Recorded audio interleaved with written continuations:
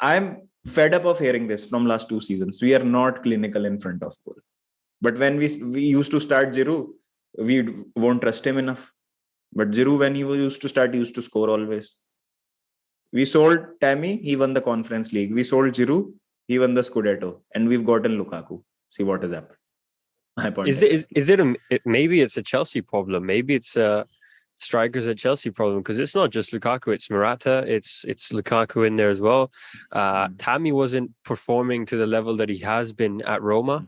At Chelsea, maybe it's a tactic issue, and I'm not blaming Tuchel for it. It's just maybe that, we've got to try something like Liverpool or Man City and play with a false nine and play with someone who can, go in behind the defenders, which Werner's supposed to do, and maybe he's not doing that because he isn't getting, a lot of time on the pitch.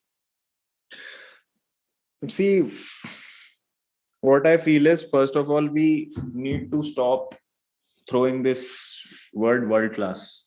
This term world class gets thrown around a lot. Lukaku is not world class. What is a world class player? World class player is who can fit into any system, any team, and can perform at the same level anywhere. That is a world class player. Lukaku is not world class. Lukaku is Serie A class at best, what we can say. So I agree what you're trying to say, that it's a Chelsea problem. The strikers tend to fail, but we have to look at the examples like Diego Costa. Diego Costa was a consistent goal scorer for us. Drogba. Drogba, it's not fair to keep Drogba in this bracket because he's a legend. He is my favorite player of all time. So I cannot even imagine if Chelsea will have a striker like Drogba ever again.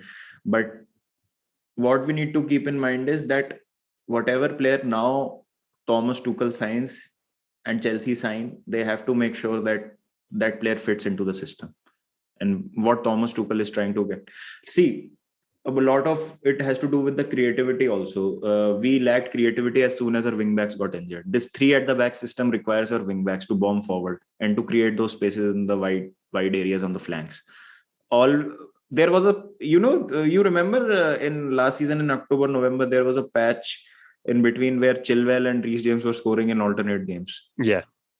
Chilwell was scoring from one end, Reece James was scoring from other end. So it happens because when the action is happening on the other side of the field, the other side gets, free, and you're effectively, the other wingback becomes an attacker. That's what Tuchel ball is all about, with strikers and the other 3 guys in the middle doing their thing.